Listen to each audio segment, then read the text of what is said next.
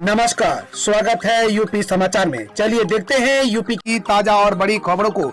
इससे पहले आप यूपी के किस जिले से न्यूज को देख रहे हैं हमें कमेंट बॉक्स में जरूर बताएं। साथ ही डेली खबरों से अप टू डेट रहने के लिए चैनल को सब्सक्राइब कर बेल आइकन को दबाना बिल्कुल ना भूलें। अखिलेश ने फिर भरा 400 सीटों का दाम, बोले इस बार बीजेपी हो जाएगी साफ। समाजवादी पार्टी के राष्ट्रीय अध्यक्ष और पूर्व मुख्यमंत्री अखिलेश यादव ने एक बार फिर यूपी विधानसभा चुनाव में 400 से अधिक सीटें जीतने का दावा किया है। गुरुवार को जनक्रांति यात्रा के समापन समारोह में अखिलेश ने कहा कि ये यात्रा जिन इलाकों से होकर निकली है वहां पर भाजपा का सफाया हो जाएगा। उन्होंने कहा कि इसलिए समाजवादियों ने इस बार 400 पार का नारा चुना है। योगी कैबिनेट के बड़े फैसले, पीपीपी मॉडल पर 16 जिलों में खुलेंगे मेडिकल कॉलेज, ललितपुर में बनेगा एयरपोर्ट। योगी सरकार की कैबिनेट बैठक गुरुवार को की गई, बड़े फैसले लिए गए। मंत्री सिद्धार्थनाथ सिंह ने बताया कि 16 जिलों में पीपीपी मॉडल के आधार पर मेडिकल कॉलेज खोले जाएंगे। इसके लिए जिलों के नाम भी तय हो गए हैं। उन्होंने बताया कि मुख्यमंत्री योगी आदित्यनाथ के महत्वाकांक्षी गंगा एक्सप्रेस वे के RFQ और RFP को भी मंजूरी मिल गई है। ललितपुर में बनेगा एयरपोर्ट बनाया जाएगा क्योंकि वहां डिफेंस कॉरिडोर भी बन रहा है।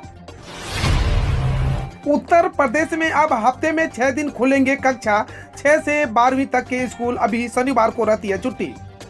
यूपी के माध्यमिक स्कूलों में अब 6 दिन की पढ़ाई होगी। सभी शनिवार को छुट्टी रहती है।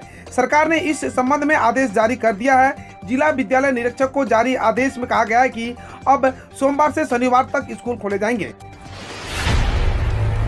बुजुर्गों को सीएम योगी ने दी बड़ी सौगात, राशन पानी से लेकर दवाई तक होगा इंतजाम, जाने कैसे। यूपी के बुजुर्गों को योगी सरकार ने बड़ा तोहफा दिया है। यूपी के 55,77,000 बुजुर्ग जनों को उनकी 3 माह की वृद्धावस्था पेंशन राशि एक मुश्त मिल गई है।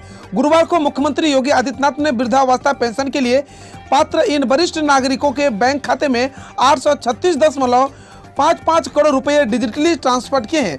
इसमें 4,56,000 ऐसे बुजुर्ग शामिल हैं जो पहली बार पेंशन राशि मिली। यूपी सरकार का बड़ा आदेश, स्कूल जाने वाले सभी शिक्षकों और स्टाफ को कराना होगा वैक्सीनेशन।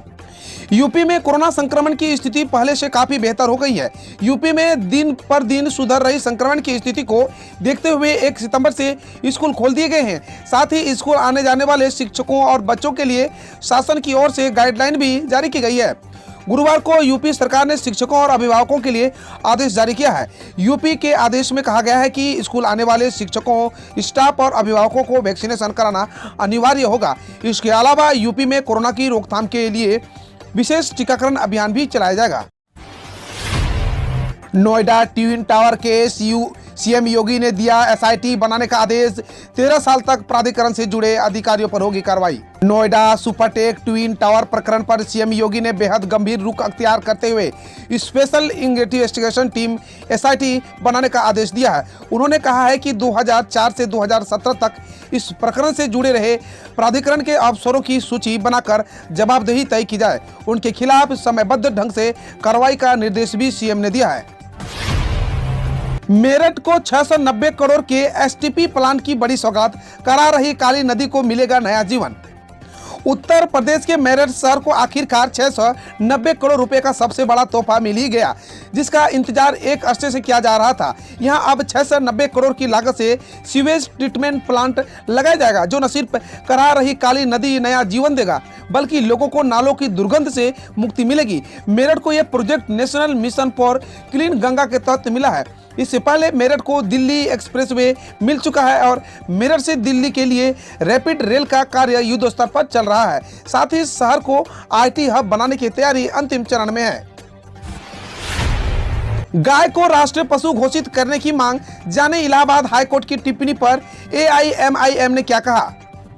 इलाहाबाद हाईकोर्ट के गायों की हालत को देखकर की गई टिप्पणी पर पूरे देश एक मत के साथ गाय को राष्ट्र पशु घोषित करने की मांग उठने लगी है।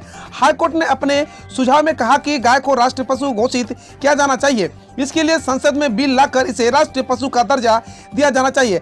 हाईकोर्ट ने यह भी कहा कि गाय के कल्याण से ही देश का कल्याण होगा, क्योंकि गाय भारतीय संस्कृति का अहम हिस्सा है। इलाहाबाद हाईकोर्ट ने यह भी कहा कि गायों को सिर्फ धार्मिक नजरिए से नहीं देखा जाना चाहिए। गायों का सम्मान हर देशवासी का सम्मान है। हाईकोर्ट इस बयान के बाद से ही मुस्लिम समुदाय के तरफ से भी गाय का राष्ट्र पशु घोषित करने की मांग उठने लगी है। बदायूं में चपरासी ने स्वास्थ्यकर्मी बनकर गांव के दर्जनों लोगों को लगा दी वैक्सीन, फूटा बवाल।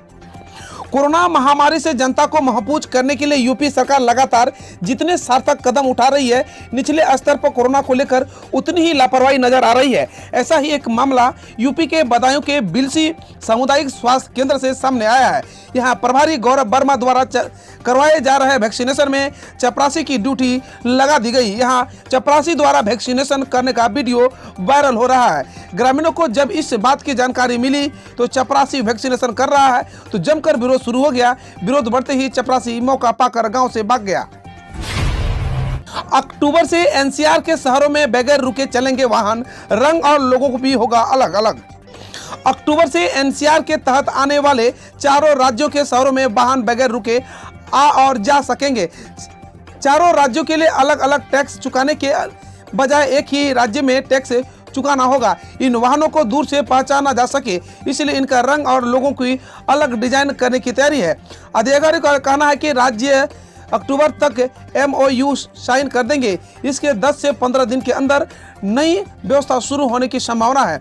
अधिकारियों के अनुसार इससे टैक्स की चोरी रुकेगी और रोजगार के अवसर भी बढ़ेंगे।